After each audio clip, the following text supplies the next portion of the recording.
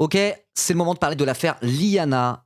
Donc cette affaire horrible de meurtre d'une collégienne tuée par un meurtrier qui était déjà connu des services de police. Et c'est justement ça qui fait que c'est pas juste un fait divers et que l'affaire se politise à vitesse grand V et aboutit sur un mot d'ordre qui est Darmanin démission. Mot d'ordre évidemment auquel on se rallie ici. Évidemment, Darmanin démission, moi ça fait des années que je suis sur cette ligne pour tout un tas de raisons différentes, mais là il se passe un peu un truc au sens où la France a été secouée par cette affaire horrible et a été secouée par le fait que la justice a été totalement inefficace sur cette affaire, arrêter et empêcher un meurtre qui aurait pu être empêché vraisemblablement, parce qu'il y avait déjà eu plusieurs plaintes pour viol sur mineur qui avaient été émises à l'encontre du meurtrier, et la justice n'a rien fait. La justice n'a rien fait par manque de moyens principalement. Et le ministre de la Justice actuel, Darmanin, il arrive, il dit « Ah bah c'est pas normal, on va les faire bosser mieux, ils ont mal bossé la justice, là, comment ça se fait qu'ils ont mal bossé ?» Bah ouais, s'il n'y a pas des politiques d'austérité, s'il n'y a pas des politiques de réduction de dépenses publiques, si la justice avait eu les moyens de pouvoir bien travailler, peut-être que ça serait mieux passé. Alors c'est peut-être pas qu'une histoire de manque de moyens, mais en tout cas c'est surtout là-dessus qu'on va axer le truc pour nous. Et voilà quoi. Donc on va regarder un petit peu des images de la marche blanche et des images des manifestations, figurez-vous, qu'il y a eu devant le ministère de la Justice, donc le ministre de la Justice Darmanin actuellement. Et ensuite on lira cet article de Mediapart qui est un reportage principalement de ce que j'ai cru comprendre dans les manifestations et dans les marches suite à ce meurtre. Voilà. Donc on va parler vraiment de l'aspect politique. Je vais pas faire le résumé de toute l'affaire. C'est sordide. Moi j'aime pas forcément trop parler des trucs comme ça. Je sais vraiment, c'est hyper sordide, quoi. Mais là, il y a un discours politique à avoir et l'affaire est en train de se politiser. Ce n'est pas un simple fait divers. Voilà. Parce que je veux dire, c'est horrible à dire. Je veux dire, qu'il y ait des affaires absolument horribles comme ça. Qu'il y ait des affaires, des meurtriers, même des serial killers, ce genre de choses. Je veux dire, même avec une justice et une police impeccable, probablement qu'il y aura toujours des affaires comme ça qui puissent exister. Quand c'est des personnes qui ne sont connues de personne, connues d'aucun service de police, absolument pas connues de la justice, qui décide de tuer un enfant ou ce genre de choses. Ok, mais genre quand il y a eu plusieurs plaintes pour viol sur mineurs qui n'ont mené à aucune action de la part de la justice et aucune action de la part de la police, là, c'est pas juste un fait divers. Ça aurait pu être évité et c'est pour des raisons politiques que ça n'a pas été évité. Voilà. Donc, premièrement, Darmanin démission. Deuxièmement, on va commencer en regardant un petit peu les images de la marche blanche et ensuite on lira cet article de Mediapart. Affaire Liana, manifestantes et parlementaires réclament une révolution maintenant. Une coalition de députés a appelé lundi l'exécutif à inscrire à l'agenda parlementaire le vote d'une loi intégrale, transpartisane, contre les violences envers les femmes et les enfants, soutenue par des milliers de manifestantes partout en France. Donc ça rejoint un petit peu aussi le sujet de la fameuse loi Betaram qui a été votée à l'Assemblée, qui elle aussi était une loi transpartisane, puisque les deux députés qui ont abouti à cette loi dite loi Betaram sur les violences sur enfants en milieu scolaire, c'était à la fois Paul Vannier de la France Insoumise et Violette Spilbou de Renaissance, macroniste. Donc c'est voilà, tout ça s'inscrit aussi un peu dans la loi Betaram aussi, mais il y a aussi un autre truc qui vient se rajouter, qui était peut-être moins présent dans la loi Betaram, c'est le manque de moyens de la justice. Et le manque de moyens de la justice, on peut le relier directement à des politiques de réduction de dépenses publiques, à des politiques d'austérité, les politiques qui sont portées par nos dirigeants et par la droite depuis des décennies dans ce pays. Et voilà le résultat. Voilà. Quand on définance la justice et ce genre de choses, le résultat, c'est qu'il y a des enfants qui peuvent se faire tuer ou violer. Tout simplement. Donc là, il faut choisir. Vous voulez quoi? Vous voulez réduire le déficit de 0,5% pour rentrer dans les critères de Maastricht, ou vous voulez que des enfants meurent et se fassent violer? Il y a un moment donné, il faut le dire, quoi. C'est pas aussi simple que ça, mais un peu quand même. Voilà. Donc je vous propose de commencer en regardant les images de la marche blanche déjà pour commencer. Moi, j'ai suivi ça vraiment de très très loin. J'avoue que c'est des affaires, ça me révulse un peu. J'ai pas une curiosité morbide par rapport à ça pour le coup. C'est des affaires qui secouent la France très souvent parce que là, il y a le truc politique qui fait que ça secoue la France encore plus. Mais moi, c'est le genre d'affaires, parfois, j'en reste assez éloigné parce que c'est horrible, quoi. Donc voilà, gros trigger warning, on va parler de choses horribles, évidemment. De toute façon, vous avez déjà entendu parler de cette affaire. Mais on va commencer en regardant déjà la marche blanche qu'il y avait du coup en hommage à cette jeune fille tuée par qui aurait pu être évitée. Bref, vous avez compris. Allez, c'est parti.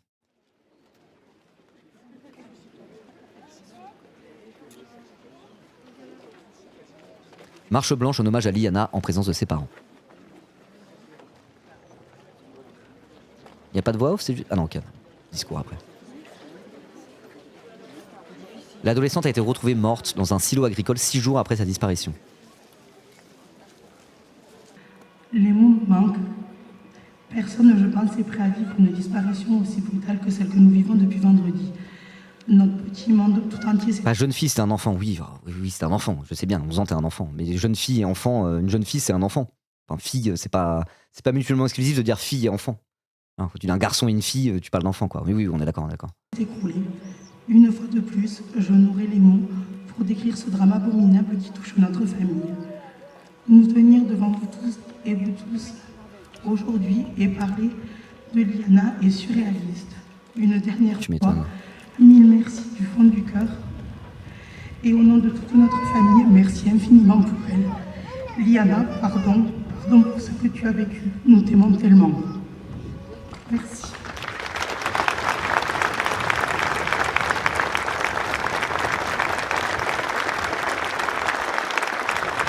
On va se contenter de regarder, hein, je vais pas commenter ou quoi. Les images se suffisent à elles-mêmes.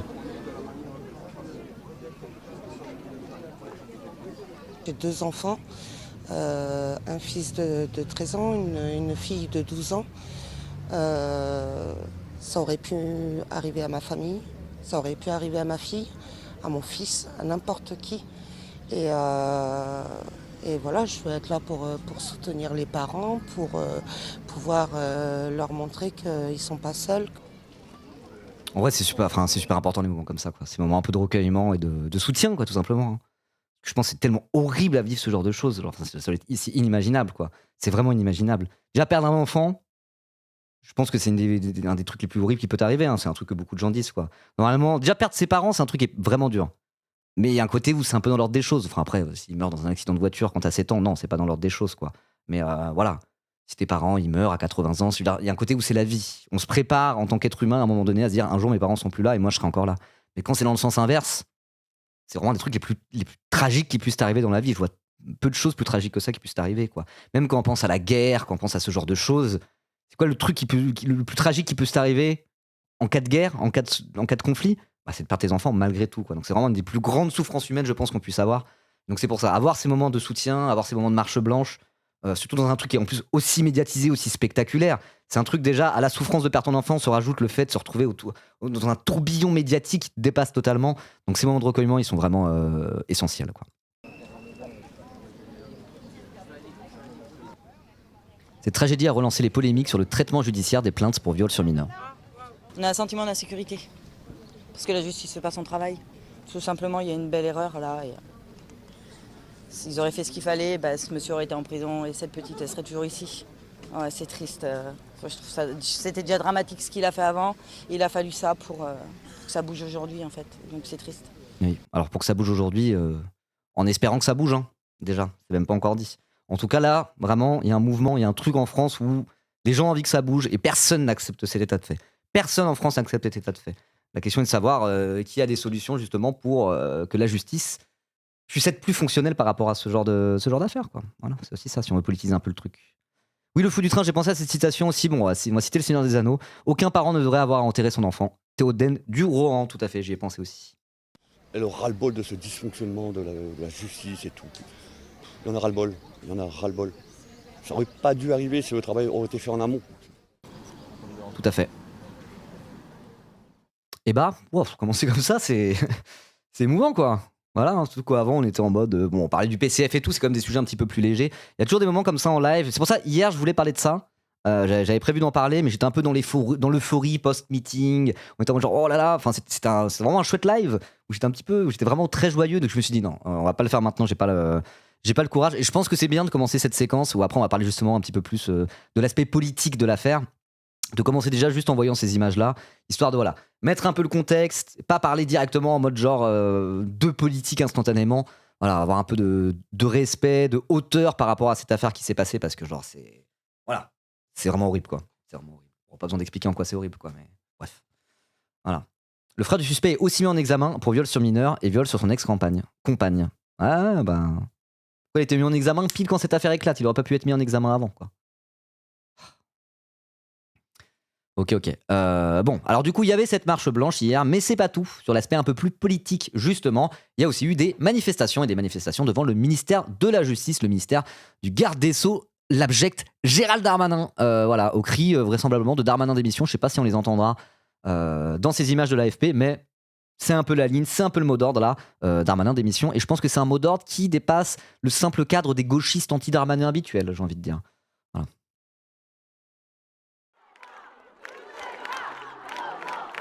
Alors attendez, le son est pas fort. Là. L'AFP, là, vous faites quoi?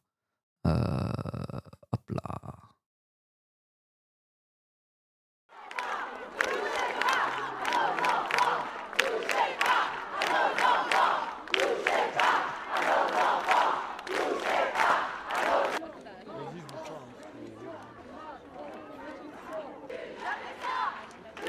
La peur doit changer de camp. Protéger les victimes, pas les prédateurs. Alors c'est assez fort de voir que les mots d'ordre qu'il y a là on parle de viol et de meurtre d'enfants, quoi. Enfin, un sujet qui est extrêmement dur. Extrêmement dur. On parle de violences faites aux enfants. Et pourtant, les mots d'ordre rappellent étonnamment, non pas du tout étonnamment du tout, mais rappellent les mots d'ordre par rapport aux violences faites aux femmes, quoi. Ça rejoint un petit peu tous les mots d'ordre qu'on peut entendre sur les violences sexuelles dans les milieux féministes depuis très très très longtemps. Et parce que dans une société patriarcale, un enfant et une femme, parfois, c'est dans des situations un petit peu analogues, quoi. Voilà, t'es soumis à la domination des hommes, enfin la domination des adultes quand t'es un enfant, de la même manière que quand t'es une femme, t'es soumis à la domination des hommes. Ce rapport de domination patriarcale quand t'es une femme, c'est un peu la même chose que quand t'es enfant, finalement, quoi. Et d'ailleurs, dans le sujet précis des violences sexuelles, typiquement, il y a vraiment ces deux sujets qui sont tout à fait connexes, quoi, qui sont proches. Donc c'est pour ça que quand on regarde les pancartes, les mots d'ordre font vraiment penser à ce qu'on peut voir dans les manifs féministes et les manifs contre les VSS depuis déjà très longtemps, quoi. Et c'est normal. Très longtemps, les femmes étaient des mineurs à vie. Tout à fait. On peut même considérer que dans le patriarcat, alors après les lignes ont bougé petit à petit avec toutes les années, évidemment, mais traditionnellement, le patriarcat, c'est justement, quand t'es une femme, tu restes un peu un enfant, en fait, quoi. Voilà. Et quand t'es un enfant, t'es aussi un peu une femme, t'es un peu une meuf, quoi. Et c'est en passant à l'âge adulte, quand t'es un garçon, que là, tu deviens un homme. Tu quittes l'enfance et là tu deviens un homme. Et quand t'es une femme, voilà, tu peux rester une demoiselle tant que t'es pas mariée, quoi. Tu restes un petit peu dans la catégorie enfant/femme. Donc évidemment que quand on parle de sujets comme ça, il y a tout un tas d'analogies à faire, quoi.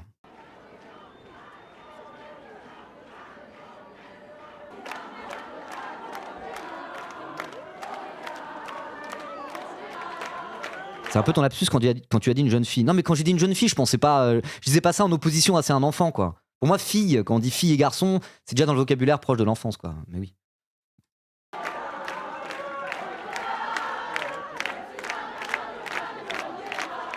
Yes. 1000 enfants, où êtes-vous? 160 000 enfants, où êtes-vous?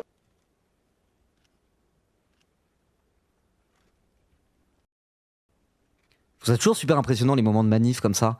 Des moments de grands rassemblements quand ça lâche des lourdes minutes de silence comme as. Et toute l'énergie revendicatrice s'arrête pour juste laisser place à un silence de plomb. Je trouve ça super impressionnant toujours. On n'entend plus rien, quoi. Plus un chuchotement. Violeur, on vous voit! Victime, on te croit! Violeur, on vous voit! Victime, Ok, donc il y avait des fémènes qui étaient là, très bien. Justice, appliquer les lois. Et oui. Parce que les lois, elles sont votées normalement. Hein, vous savez bien, les députés, l'Assemblée nationale écrit les lois, l'exécutif les applique et la justice aussi. Bon, c'est un peu différent, mais bon, bref, vous m'avez compris. Où est Némésis? Apparemment, il y avait Némésis. Bon, Némésis qu'elle fasse les charognards là-dessus, ça m'étonne pas. Hein. Bon. Voilà, on sait ce qu'on en pense. Hein. J'en étais où? Alors, est-ce qu'on lit l'article maintenant? Non. Alors, du coup, puisqu'on est là sur la manifestation devant le ministère de la Justice, le pire dans tout ça, c'est qu'est-ce qui s'est passé à ce moment-là? Il y a eu des violences policières. Dans un moment comme celui-ci, qu'est-ce qui s'est passé? Il y a des flics qui ont tapé sur des manifestants, quoi. Des tensions sont en cours devant le ministère de la Justice entre la police et les manifestants. Alors, je veux bien que justement, la police, dans ce cadre-là, ils sont là pour faire du maintien de l'ordre, et que si du coup ça dégénère, leur rôle, c'est de se débrouiller pour que ça ne dégénère pas. Mais là, quand même, les images sont absolument accablantes et probablement qu'ils auraient pu se démerder un peu autrement pour que ça ne dégénère pas. Je sais pas exactement ce qui s'est passé, mais c'est une putain de honte de voir des images comme celle-ci à un moment comme celui-là. C'est une honte, quoi. Le son est dégueu. Hein. Ah ouais.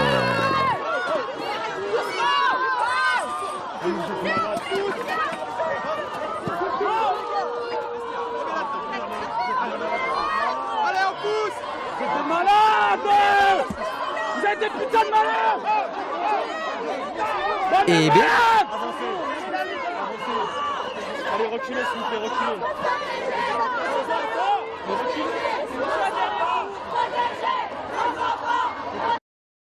C'est réglementaire les drapeaux français sur la tenue comme ça, monsieur? Il est carrément sur la cagoule, quoi. Cagoule drapeau français, là. Oh là là. Oh là là là là. Oh là là. Ouais, c'est Dick Punisher, carrément. Esthétique nationaliste révolutionnaire du GUD, quoi.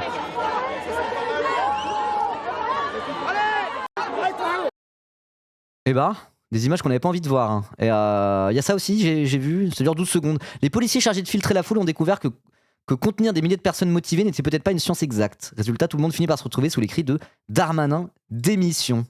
Ok, on va regarder ça.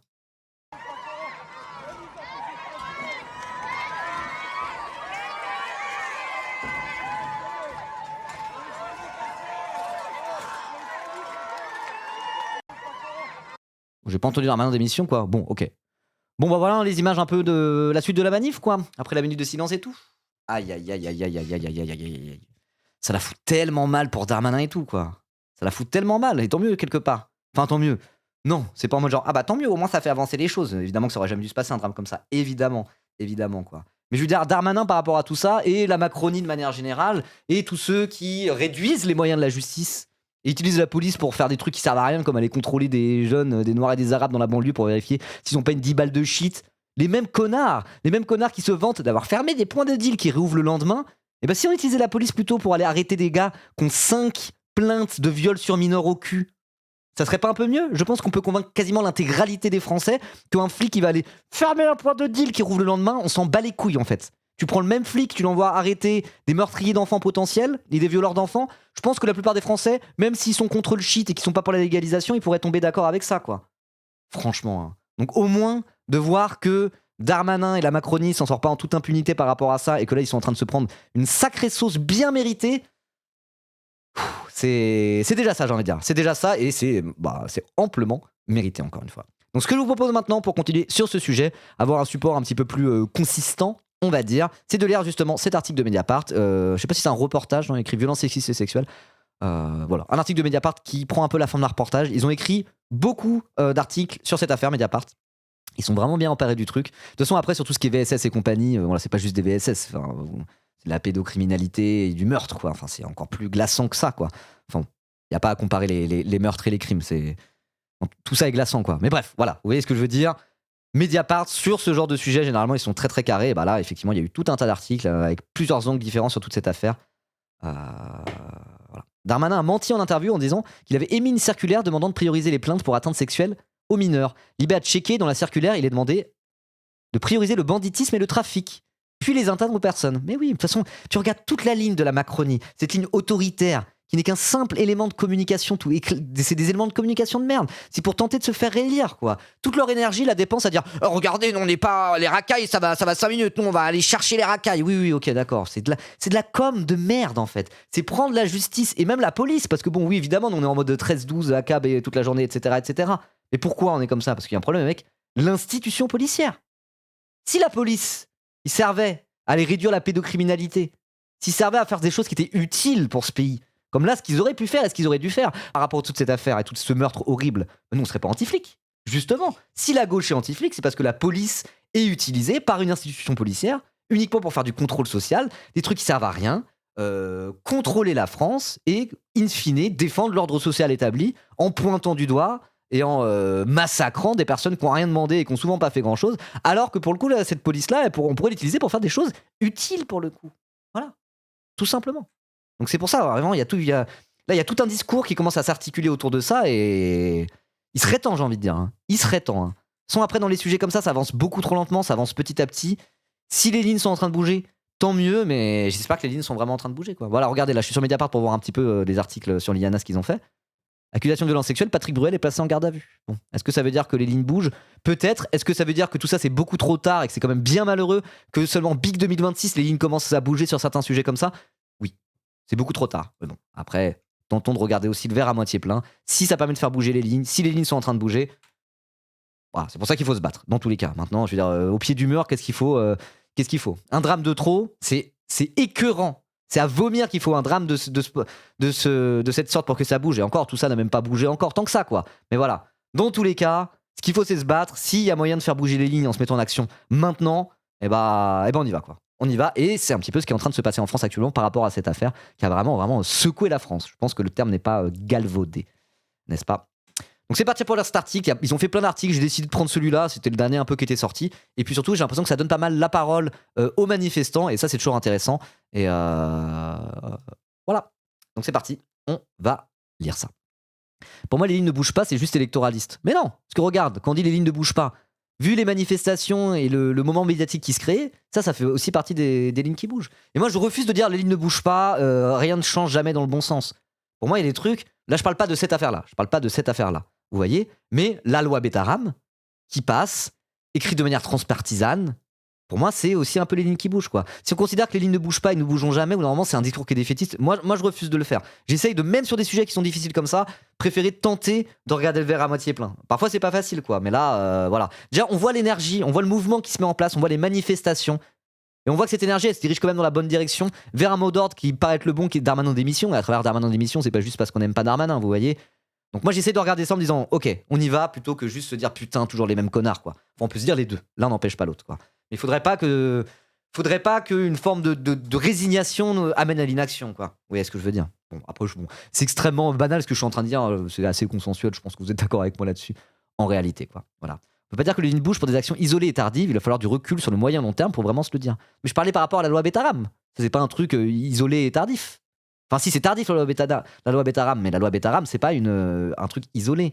Et d'ailleurs, en vrai, sur la loi Bétaram, quand on avait lu l'article là, sur la loi Bétaram, qu'on avait fait une séquence et qu'on en avait parlé, l'article de Mediapart commençait avec des paroles de représentants d'associations de victimes de violences sexuelles en milieu scolaire, précisément, le sujet de la loi Bétaram, et ces porte-parole et présidents d'associations, eux-mêmes très souvent des anciennes victimes, enfin des victimes, ils étaient en mode on est très heureux que cette loi passe, c'est historique, etc., etc., quoi. Normalement, voilà, rappelons-nous de ce truc-là, de cette règle qui n'est pas près de changer, je pense. Écoutons en priorité la parole des victimes. Et sur la loi Bétaram, il y a eu des représentants de collectifs de victimes qui ont dit les choses avancent, on est heureux de voir que les choses avancent enfin. Donc voilà. Moi, j'essaie de regarder ça, ça permet d'avoir le courage de continuer, quoi.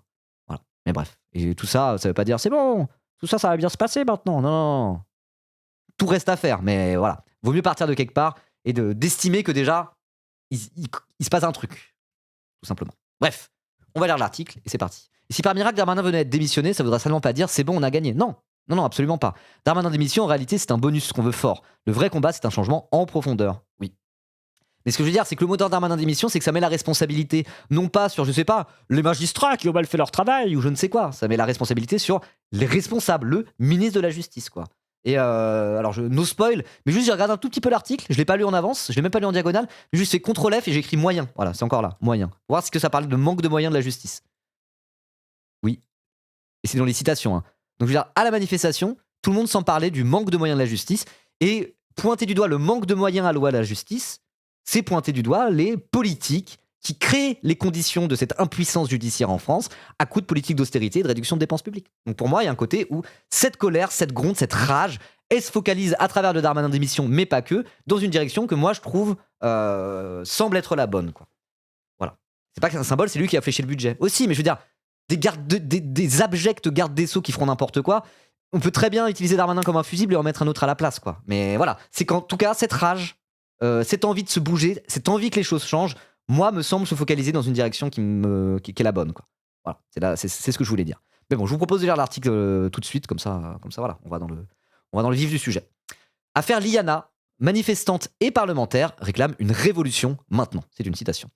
Une coalition de députés a appelé lundi l'exécutif à inscrire à l'agenda parlementaire le vote d'une, je cite, loi intégrale transpartisane contre les violences envers les femmes et les enfants, soutenue par des milliers de manifestantes partout en France. On voit le choix de Mediapart de mettre manifestante au féminin.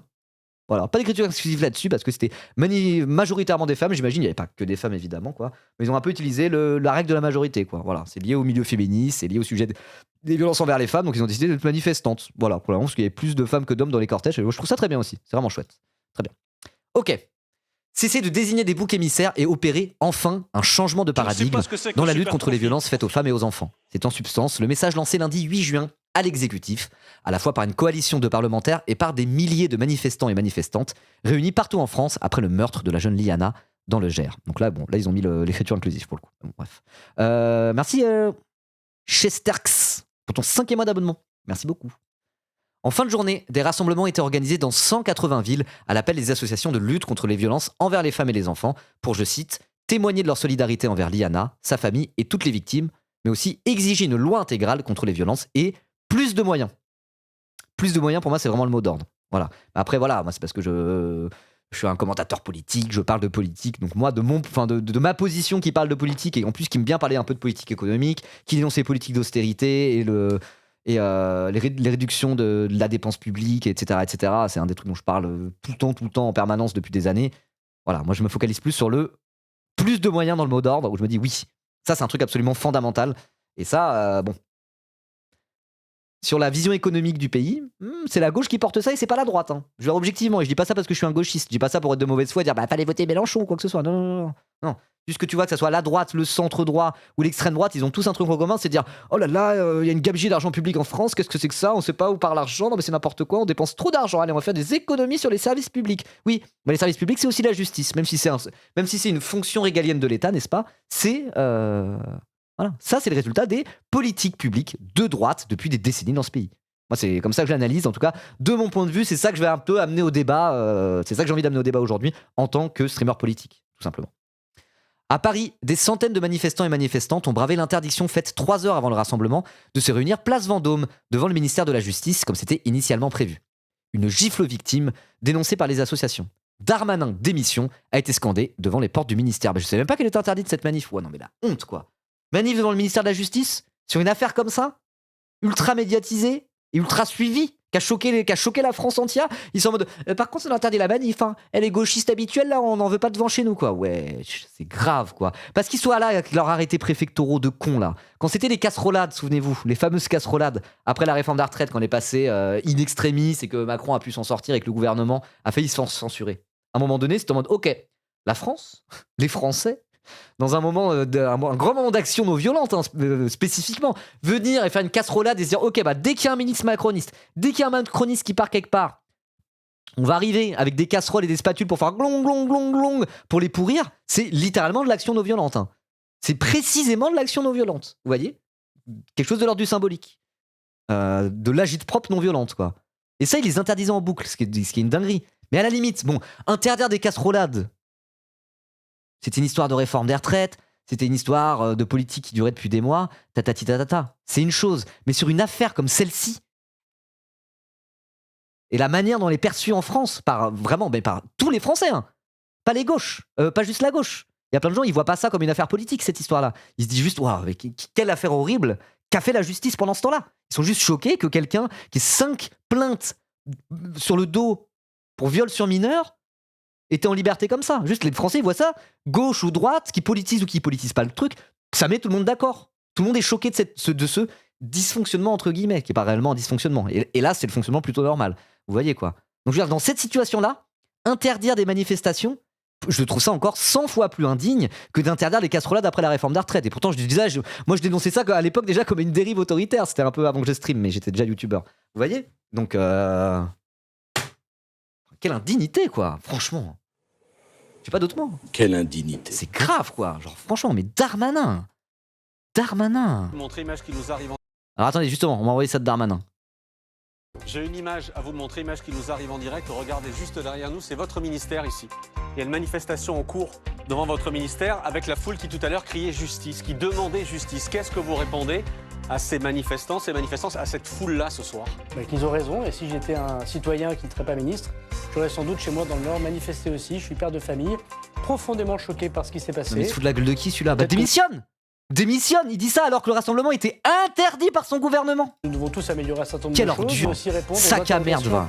Nos Français qui comprennent peut-être pas toujours comment nous fonctionnons, manifestement très mal. Donc on doit améliorer les choses avec le peuple. Oui, bah qui est garde des Sceaux? Qui est responsable? Qui est au pouvoir depuis 10 ans? Darmanin, il est au pouvoir depuis 10 ans. Hein.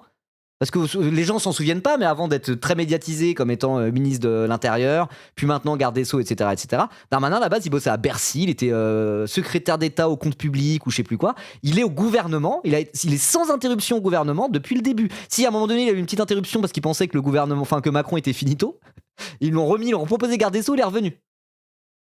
Quelle honte, quoi. Comment il peut dire ça à la télévision et se regarder dans la glace derrière, quoi. C'est inhumanité. Si ce soir, Liana, le choc et la colère, c'est parti pour ce forum. J'ai une image. Ah, waouh. Ah non, mais ça, c'est difficile de contenir son calme, hein, voilà. J'essaie de pas trop faire le malin, là, sur un sujet comme ça, et de pas trop juste faire mon show et nanani nanana. Mais là, le sac à merde, il est parti tout seul, hein. Oh, waouh. C'est très grave, hein. C'est très, très grave. En face de l'ancien palais de justice, donc sur l'île de la Cité, j'imagine, le rassemblement autorisé a, lui, réuni des milliers de personnes sur l'île de la Cité, voilà, c'est ce que je disais, dans le 4e arrondissement de Paris. Écoutez nos enfants, protégez nos enfants, a lancé la foule. Parmi les milliers de personnes présentes, Émilie, 24 ans, tient une pancarte sur laquelle est inscrit « Je ne suis pas responsable, il n'avait pas le droit, je n'étais qu'une enfant, tu es une victime. » Aïe, aïe, aïe, aïe, aïe. J'ai déposé plainte à 18 ans après avoir subi dès l'âge de 3 ans des violences incestueuses de la part de mon père, témoigne la jeune femme.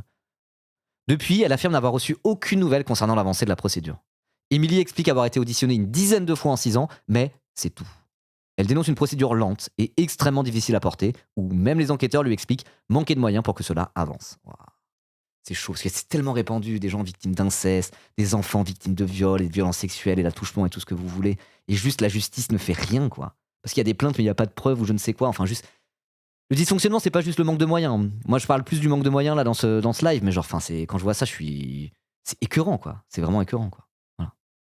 Dans la foule, Juliette, 17 ans, relate avoir été victime d'agression sexuelle lorsqu'elle était enfant et dénonce un système judiciaire français qui préfère regarder ailleurs plutôt que de venir en aide aux enfants. Les faits remontent à une colonie de vacances d'été. À l'époque, Juliette a 9 ans et l'homme qu'elle accuse, un animateur, une vingtaine d'années. Elle a déposé plainte à l'âge de 13 ans et son parcours judiciaire a été une violence secondaire, dit-elle. Aïe, aïe, aïe. Là, c'était 4 ans, après. Il n'y avait pas prescription à ce moment-là. Hein. Ouais, 2 à 3 enfants par classe, c'est ultra répandu. Bon, ouais. Bref. Depuis décembre 2022, Juliette assure elle aussi n'avoir reçu aucune nouvelle concernant l'avancée de son dossier. On appelle régulièrement pour savoir où c'en est, mais personne ne sait nous répondre. On nous dit qu'il n'y a pas plus d'informations.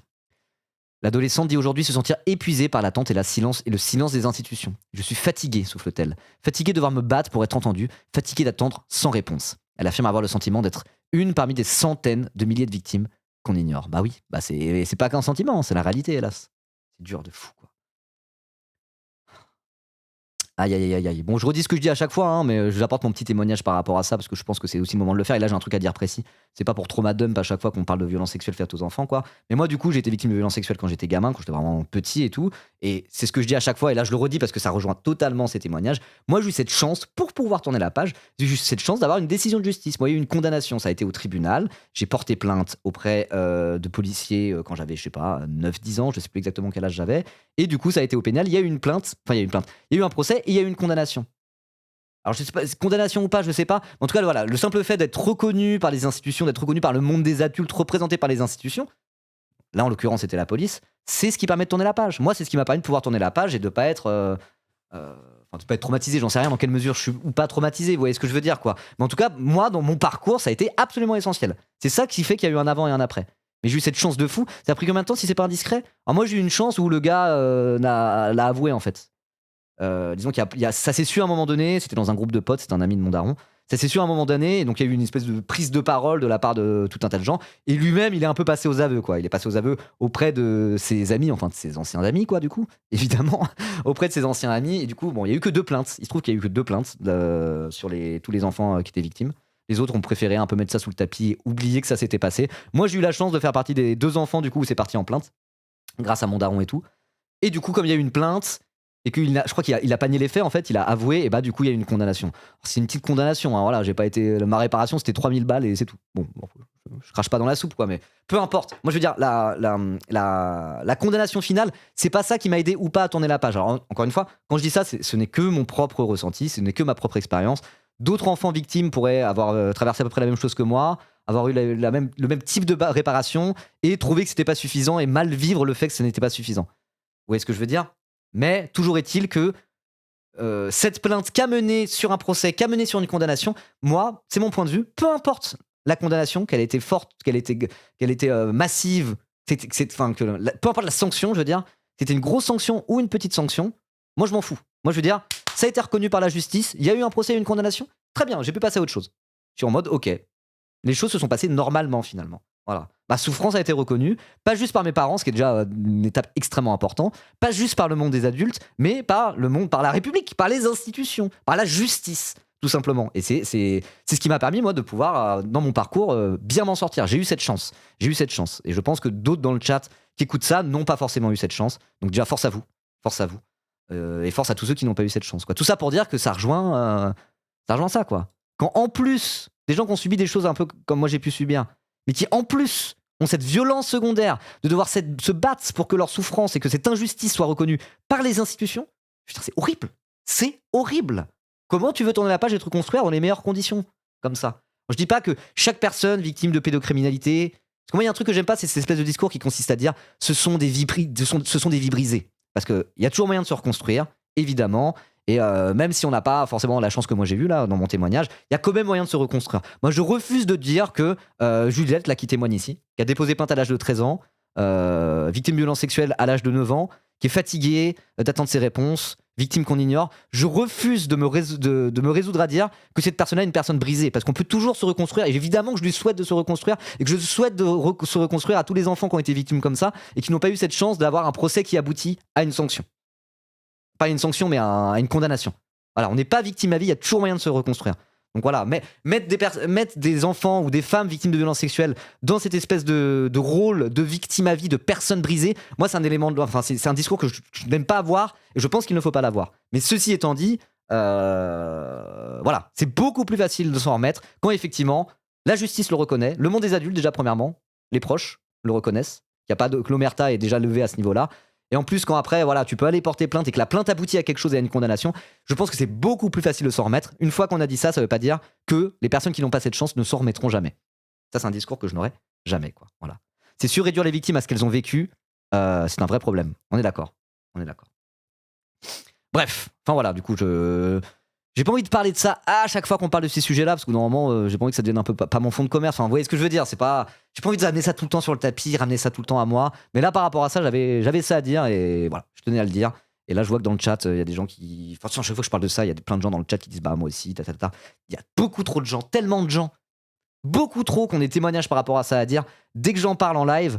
Donc, force et soutien à vous tous. Voilà, que vous ayez eu la chance que ça puisse mener à un procès. Que votre parcours soit mal embarqué ou bien embarqué dans tous les cas, n'oubliez pas qu'il y a toujours moyen de se reconstruire. Un enfant sur 5 est concerné a priori. Donc force à vous, on n'abandonne pas. Personne n'est brisé à vie. Il y a des gens qui se remettent de choses innommables. Vous en ferez partie. Voilà. Je suis un peu ému. C'est un moment un peu fort. Bref, allez, on reprend. Dans son appel à manifester, la coalition féministe et enfantiste pour une loi intégrale estimait je cite, il y a une urgence à instaurer un changement systémique et à mettre en œuvre une politique publique transversale, dotée de moyens suffisants pour lutter contre les violences sexuelles, alors que le gouvernement semble plus occupé à rechercher des responsables individuels qu'à tirer les conséquences d'un système défaillant. Une analyse partagée par les parlementaires qui ont appelé l'exécutif à un sursaut lundi en début d'après-midi lors d'une conférence de presse transpartisane au ton grave. Je demande au gouvernement, au président de la République, d'inscrire cette proposition de loi intégrale, co-signée par plus de 100 députés, à l'ordre du jour de la session extraordinaire, dont l'Assemblée nationale sera saisie soit en juillet, soit en septembre, a solennellement déclaré la présidente de l'Assemblée nationale, Yaël Braun-Pivet. Ok, bon, allez Yaël Braun-Pivet. On a eu 10 milliards d'occasions de te détester en tant que président de l'Assemblée nationale. On n'oublie pas le soutien inconditionnel, on n'oublie pas la minute de silence pour un nazi. Mais là-dessus, si tu peux un minimum faire le taf, pitié quoi. Pitié. Vraiment, hein. S'il y a des sujets où... Là-dessus, vas-y, juste fais le taf, on s'en bat les couilles. C'est bien celui-là. Voilà. Par contre, attention, Ribot dans la sauce, certains ne s'en remettent jamais, les cimetières peuvent témoigner. Oui, je sais bien. Mais je dis ça pour essayer d'avoir un discours un peu d'espoir, quoi. Quand je dis, vous allez vous en remettre, c'est peut-être que pas tous, mais bon, bref, tu m'as compris. Évidemment. On est d'accord. Attendez, je vais boire un peu d'eau.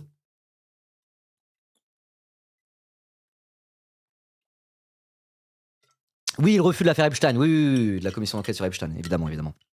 Tout à fait. Qui est en plus en lien avec le sujet, quoi. Mais bon, bref, vous avez compris où je voulais venir. Attendez. C'est quoi ce lien x.com? C'est par rapport à cette affaire? On m'a envoyé l'extrait déjà de Darmanin. On vient de me l'envoyer. Hein. C'est Comment ne pas insulter, comment se retenir d'insulter cet homme? Je suis désolé, vraiment, genre, quelle indignité, quoi. Aïe, aïe, aïe, aïe, aïe. Ok. 2,7 milliards d'euros le prix de la protection. Alors, pour donner un ordre d'idée, 2,7 milliards d'euros, c'est pas énorme. Hein. Dans le budget de l'État, c'est pas énorme. Et si en plus tu prends tout le budget de la puissance publique, sécurité sociale comprise, 2,7 milliards, c'est pas grand-chose. Hein. C'est vraiment pas grand-chose. Ça va. Si c'est juste ça qui manque, mais pourquoi vous l'avez pas fait? Pourquoi vous l'avez pas déjà fait? Allô? En novembre, la députée socialiste Céline Thiébaut-Martinez avait déposé avec une centaine de députés issus de la gauche et de la majorité gouvernementale une proposition de loi de près de 80 articles, inspirée de 140 recommandations formulées par une coalition regroupant plusieurs dizaines d'associations féministes et infantistes. Ces mesures avaient aussi été inspirées par les conclusions des travaux de la Civise, la commission indépendante sur l'inceste et les violences sexuelles faites aux enfants, émise en 2023 et restée en grande partie lettre morte. Et le pire dans tout ça, si toutes ces commissions et ces rapports restent lettres mortes, c'est même pas parce que le pouvoir en place a envie que des enfants et des femmes souffrent, en réalité. Parce qu'ils en ont rien à foutre, mais pourquoi ils en ont rien à foutre? C'est parce qu'ils sont obsédés par « Oh là là, les dépenses publiques, hein! Oh, il faut pas trop de dépenses publiques, hein !» Voilà, il y a 200 milliards pour les entreprises. Ils pourraient juste réduire un peu les exonérations de cotisations sociales pour les multinationales, juste ça. Je parle même pas des TPE ou quoi, des TPE-PME. Ils pourraient réduire un tout petit peu leur politique d'exonération de cotisations sociales pour les entreprises. Ils pourraient prendre un petit bout du crédit impôt recherche, des trucs comme ça. Pas grand-chose, ils les auraient ces 2,7 milliards. Ils sont tellement obsédés dans leur logiciel libéral à être compétitifs et à réduire la dette et à sucer le plus qu'ils peuvent la bourgeoisie capitaliste parce qu'ils sont tenus en laisse comme les clébards qui sont, qu'à un moment donné, ils s'en battent les couilles. Quoi? Oh, des conclusions sur des travaux de la commission indépendante sur l'inceste et les violences sexuelles faites aux enfants. Ça reste lettre morte parce que 2,7 milliards, c'est trop. Hein. C'est pas comme ça qu'on va réduire le putain de déficit. Non mais niquez vos mères, normalement. Ces dernières années, les revendications des collectifs défendant les femmes et les enfants ont convergé sur la base du diagnostic commun d'un continuum de domination appelant un même besoin de protection face aux violences masculines. C'est ce que je disais tout à l'heure. Le sujet des violences faites aux femmes, le sujet des violences faites aux enfants, ils convergent totalement. C'est deux sujets qui sont totalement connexes. C'est mon mot d'aujourd'hui, je l'ai utilisé plusieurs fois. Alors que les problématiques sont systémiques, ce texte, je cite, porte des réponses qui touchent l'ensemble des domaines. La justice, la sécurité, le foyer, très important, les associations, les activités sportives, l'éducation. Car le combat doit être porté sur tous les fronts, a insisté Yael Braun-Pivet. Qu'elle tienne parole. S'il te plaît, Yael Braun-Pivet, tiens parole au moins là-dessus. Les près de 80 propositions portent à la fois sur la police et la justice. Création d'unités de police spécifiques et formées, oui, s'il vous plaît, quand même. Définition d'un socle minimum obligatoire d'actes d'enquête, juridiction spécialisée, etc. Aussi sur le renforcement de la protection des enfants, entretien individuel annuel de dépistage confidentiel pour chaque enfant, mise en place de parcours de soins spécialisés, renforcement de la sécurité du parent protecteur, et sur la lutte contre les violences sexuelles dans le monde du travail. Ok. Un volet est également consacré à la santé. Protocole de signalement renforcé, prise en charge des soins, prévention et sanction des violences gynécologiques. Et le texte comprend également des dispositions sur les mutilations sexuelles ou encore la cyberviolence. Le texte a l'air très complet en vrai. Ok. Le coût des mesures n'a pas été chiffré par les parlementaires, mais la Fondation des femmes évalue les besoins financiers d'une politique globale de protection à 2,7 milliards d'euros. Et Emmanuel Macron a déjà balayé la question des moyens dans le fiasco qui a mené au meurtre de Liana. Je ne veux entendre aucun argument de moyens dans cette affaire, a-t-il dit vendredi. Non mais attends quoi, ça veut dire quoi? Je ne veux entendre aucun argument de moyens dans cette affaire. Ça veut dire quoi? C'est-à-dire que pour lui, c'était pas une question de moyens? C'est ça qu'il est en train de dire? Ou il est en train de dire, si la loi passe, je veux pas qu'on me fasse chier pour 2,7 milliards d'euros, qu'on les allonge. Oui, c'est ça, non, c'est ça. C'est sujet clos, je ne veux entendre aucun argument. Non mais attends, il est sérieux lui? Il est sérieux, premier degré? Macron a vraiment dit, c'est pas une question de moyens? C'est une question de quoi alors? Ah non mais c'est juste que les gens travaillent mal. Mais c'est le même discours de merde qu'ils ont avec les profs par exemple. En mode genre, non c'est pas une question de moyens l'éducation nationale. Si les profs travaillaient mieux, si les profs étaient meilleurs, peut-être que l'école irait mieux. C'est toujours pareil quoi. Je vais ressortir la phrase de Coluche quoi. Dites-vous ce qui vous manque, on vous dira ce qu'on vous enlève. Non c'est pas tout à fait ça la phrase. C'est quoi la phrase de Coluche? L'hôpital pareil. C'est peut-être un problème de gestion. Avec une gestion plus agile et des meilleures méthodes managériales, l'hôpital fonctionnerait mieux. Faut des moyens, c'est tout. Point à la ligne. Tout le monde le dit dans ces milieux-là. Il y a un manque de moyens. Et écoutez les gens qui travaillent dans ces milieux-là. Mais qu'est-ce que c'est que cette singerie, quoi? Je ne veux entendre aucun argument de moyens dans cette affaire, a-t-il dit vendredi, quoi. C'est grave de dire ça. C'est grave. C'est vraiment très, très grave, quoi. Attends, j'ai vu un... Salut le Macas, salut Samo, comment ça va? Il y a 11 juges pour 100 000 justiciables. Bah ouais. Surtout qu'en fait, dans la justice précisément, là on va se concentrer plus sur la justice. Le truc des magistrats qui tirent la sonnette d'alarme pour dire il y a un manque de moyens dans la justice, on peut pas travailler, c'est une galère sans nom. Mais ça fait combien de temps que la justice dit ça? Moi, je me souviens de manifs que j'avais fait il y a quasiment 10 ans. Il y avait des magistrats qui étaient en mode genre c'est pas possible là, c'est pas possible. Enfin, qu'est-ce que c'est que cette merde? Waouh. Après, c'est du Macron by the book, hein. C'est du classique Macron finalement. Mais c'est comme je disais, sur fond de cette affaire-là, à quel point l'affaire est sordide, à quel point cette affaire est atroce, et à quel point cette affaire résonne en France, et que l'intégralité de la France est choc-barre et indignée, que Macron il arrive et qu'il dise mot pour mot « Je ne veux entendre aucun argument de moyen dans cette affaire ». Ouais, mais c'est pas toi qui décide. Il faut aller se faire foutre au bout d'un moment.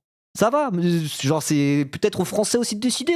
Non, aux Français non. C'est déjà aux magistrats et aux juges et aux gens qui travaillent dans la justice. Évidemment aussi toutes les petites mains de la justice française. Hein. C'est pas qu'une histoire de magistrats. Voilà. Je sais pas, même le syndicat de la magistrature qui se fait chier dessus comme étant des gauchistes de merde depuis des années. Enfin genre, mais allô quoi. Allô. Comment ils peuvent faire du damage control de manière aussi indigne dans une affaire qui est aussi atroce et qui a autant d'écho actuellement en France quoi. Et je ne veux entendre aucun argument. Mais va te faire foutre, Macron, normalement. Va te faire foutre, qu'est-ce que tu veux que je te dise? Qu'est-ce que c'est que ça? Allez, on va pas le regretter, hein. Les Darmanin non plus, les Macron encore moins. Enfin non, les deux pareils. Waouh. Ah, j'avoue, je suis choc-barre de la citation, là. Je l'avais pas vu passer, celle-là. Aïe, aïe, aïe, aïe, aïe, aïe. Il pourrait au moins mentir. Je sais pas. Par dignité, il pourrait au moins faire du damage control en étant hypocrite. Je sais pas. C'est horrible, hein. Il est tellement indigne que même être hypocrite, ça serait déjà plus digne que de dire une saloperie pareille. Vraiment. Hein. Dire, nous allons remettre des moyens. C'est vrai que ça manque de moyens. Ça sera notre grande cause les 6 prochains mois. Vous inquiétez pas, prochain budget, on fera quelque chose. Même si c'est pour pas le faire derrière, même ça, c'est déjà indigne. Et ça serait encore moins indigne que de sortir une dinguerie pareille comme ça le lendemain de l'affaire. Quoi. Enfin, pas le lendemain, mais voilà. Ouais. Sachant que oui, hein, les violences faites aux femmes étaient la grande priorité de son premier quinquennat à Skip. Hein. À Skip. Quelle horreur. On entend des hommes et des femmes politiques qui cherchent des boucs émissaires. La justice, la police et d'autres, ou les mêmes, qui proposent des solutions miracles. Il faut que ça cesse, la situation est trop grave. A tensé la présidente de l'Assemblée, alors que Gérald Darmanin a pointé des fautes individuelles dans le traitement des plaintes et signalements ayant visé le suspect du meurtre de Liliana ces dernières années. Quoi. Leur argument c'est « Ah non, là, je sais pas qui travaille dans la justice, là, mais ils travaillent mal, hein. Ah, ils ont mal fait leur boulot, c'est qui, là? Je vais le retrouver, le mec qui fait mal son boulot. Je vais retrouver le mec qui fait mal son boulot, on va le virer, là. » Non mais qu'est-ce que c'est que ces conneries? T'es garde des Sceaux, t'es responsable. Et encore une fois, à partir du moment où les syndicats de la magistrature et ceux qui travaillent dans la justice en France pointent un manque de moyens, et pointent du doigt vos politiques d'austérité depuis des décennies quasiment, mais genre, qui tu crois convaincre avec ça? Qui croit convaincre avec ça, à part eux-mêmes, quoi? Qu'est-ce que c'est que cette horreur? Yael Braun-Pivet a rappelé que pas moins de 5 commissions d'enquête parlementaires avaient été consacrées aux questions des violences sexuelles et des violences faites aux enfants et avaient émis 247 propositions. Combien ont été suivies? Le temps où les rapports servent à caler des étagères est révolu, a-t-elle lancé, avant d'annoncer avoir décidé de saisir le Conseil d'État pour avoir un avis juridique sur ces propositions, pour que lorsque le gouvernement estimera nécessaire d'inscrire ce texte, le Parlement soit pleinement prêt à le légiférer. Quoi. Ouais, super, ah bah trop bien, trop bien. Ah, d'ailleurs pour Bayrou, ça s'est bien vu, ça venait vraiment de la part du gouvernement. Hein. Elle a une double casquette, et elle va me piver parce qu'elle fait partie pas du gouvernement, mais elle fait partie de la minorité présidentielle. On fait dans le camp présidentiel, et en même temps, en qualité de président de l'Assemblée nationale, elle est censée être pas la porte-parole, mais la tête de file quasiment. En tout cas, elle a une position privilégiée dans la représentation nationale. Et ça, c'est pas le gouvernement. Législatif, exécutif, séparation des pouvoirs, tout ça, quoi. Donc là, elle est là en train d'essayer de, je sais pas, sur une espèce de ligne de crête malhabile, juste, je sais pas quoi, tais-toi et essaye d'être digne, quoi. Je sais pas. C'est fatigant. C'est fatigant. Le Parlement devrait siéger en session extraordinaire une partie du mois de juillet et du mois de septembre. Il revient au président de la République de convoquer ces sessions et d'en définir les dates et l'ordre du jour. Ok. La société et le Parlement sont prêts pour engager une révolution de genre, comme certains de nos voisins européens, dit Céline Thibault-Martinez, députée PS. Bon, ok. Ému ou en colère, plusieurs députés impliqués sur ces sujets ont appelé à leur tour à apporter une réponse globale et cohérente à un problème massif et systémique. Citation. Donc citation du coup Céline Thibault-Martinez, députée PS. Depuis MeToo, les associations féministes et enfantistes ne cessent d'alerter sur le côté systémique. Les 79 articles de la proposition de loi apportent une réponse unifiée, cohérente, intégrale, immédiatement applicable, à rebours des avancées pointillistes de ces dernières années. Il faut changer de paradigme, a fait valoir la socialiste Céline Thibault-Martinez, citant notamment les affaires Pellico et le Squarneck. L'élu a estimé que l'État a une obligation de résultat. La députée socialiste a appelé à, je cite, « engager une révolution de genre comme certains de nos voisins européens. La société est prête, le Parlement est prêt. » Ok. Alors je ne sais pas qui est Céline Thibault-Martinez. Elle est députée PS certes, mais ça se trouve elle est vraiment impliquée premier degré dans ces sujets-là, honnêtement. Donc voilà, je vais pas juger de sa sincérité ou de son insincérité juste parce qu'il a écrit député PS à côté de ça. Encore une fois, c'est le genre d'affaire où il peut y avoir un semblant de travail transpartisan. C'est les rares thèmes où effectivement il peut y en avoir. Comme le truc avec Paul Vanier et Violette Spilbou pour l'affaire Betaram. Donc voilà, je vais pas juste parce qu'il a écrit député PS, je vais pas lui sauter dessus en la traitant d'hypocrite. Je ne connais pas son engagement sur ces questions-là. Je la connais pas, donc je sais pas. Voilà. Moi, je vais avoir le bon soupçon à son égard, on va dire. Voilà. Bref. Sa collègue Maude Petit du Modem, qui a dirigé les travaux d'une récente commission d'enquête sur les dysfonctionnements dans le traitement judiciaire de l'inceste, a elle-même reconnu avoir découvert l'ampleur de ces violences et combien la voix de l'enfant est étouffée. Je ne peux même pas répéter ce que nous avons entendu tellement c'est atroce, a-t-elle lâché. Nous avons un désaccord avec le gouvernement sur la méthode. Il répond avec des réponses sectorielles, mais nous maintenons la pression. Il faut tout revoir avec une loi intégrale ou une loi cadre, comme l'ont fait d'autres pays en Europe, dont l'Espagne, a ajouté Guillaume Gouffier-Valente, d'Ensemble pour la République, après avoir rappelé que 6 femmes avaient été tuées par leur conjoint ou ex-conjoint en 9 jours en mai. La stade de zinzin, voilà. Donc même un mec de PR, donc qui est dans le groupe parlementaire de Gabriel Attal, dit « Nous avons un désaccord avec le gouvernement sur la méthode ». Allez voir foutre le Modem bande hypocrite, ouais, par rapport à l'affaire Bayrou, ça fait chier, ça fait chier. Mais après, encore une fois, c'est le genre de sujet où si au final, malgré l'hypocrisie, si tout le monde se met autour de la table pour aller faire voter une voix à la majorité et que ça fait avancer les choses, ainsi soit-il. Si c'est le jeu, ainsi soit-il, quoi. Regardez, Gabriel Attal, il avait pas voulu signer la loi Betaram parce qu'il y avait Paul Vanier dessus et c'était un LFI.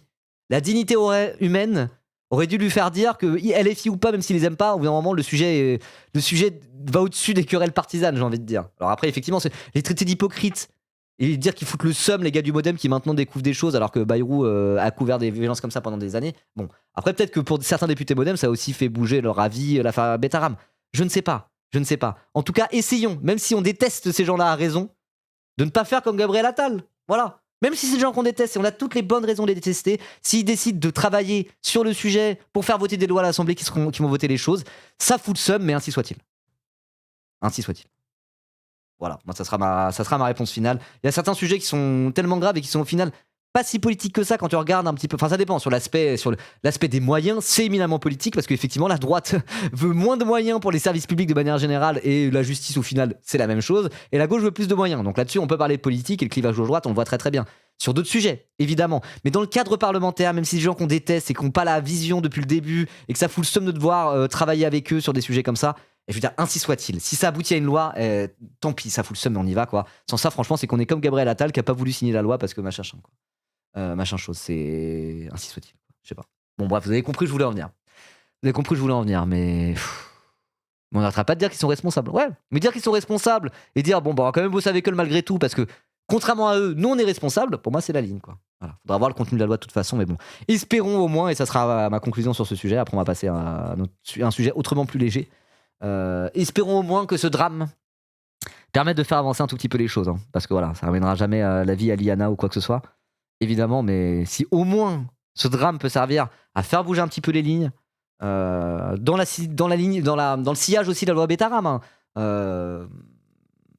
qui est peut-être le signal que les choses avancent à certains égards. La loi Betaram, c'était les violences sur enfants dans le milieu scolaire. Là, s'il voudrait une loi intégrale transpartisane contre les violences envers les femmes et les enfants, je cite le chapeau de Mediapart.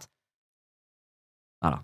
Espérons tout de même que les choses continuent ou avancent à bouger, quoi. Voilà. Qu'est-ce qu'on peut espérer de plus ? Et en tout cas, c'est pas en restant inactif, c'est pas en fermant sa gueule que les choses bougeront. Donc voilà, toutes ces manifestations, ce mot d'ordre de Darmanin d'émission, tout ce mouvement qu'il y a en France, hein, faut que ça continue. C'est ça qui fait bouger les choses. Les parlementaires, ils sont bien gentils, mais s'il n'y a pas la société derrière, en fait, qui gueule, les parlementaires, ils font rien. C'est comme ça que ça marche, la politique. C'est comme ça que ça marche. Il y a des grands mouvements de fond, et les représentants ne sont jamais que les représentants du peuple. Les députés ne sont jamais que les représentants du peuple. S'il n'y a pas ces grands mouvements de fond, ces trucs à la base, les parlementaires, ils sont juste là pour relayer ce que la base dit, finalement. C'est littéralement leur rôle de représentants du peuple. Alors après, parfois, on l'oublie, ça. Parce que la République, elle est un peu... les dés sont pipés depuis le début, quoi. Et derrière tous ces beaux discours et toutes ces belles idées, quoi. Souvent dans les faits, c'est pas comme ça que ça marche. Mais voilà, sur des sujets comme ça, faut rien lâcher, continuer à gueuler, et espérons que les députés suivent, quoi. Espérons que au moins les choses finissent par bouger un petit peu.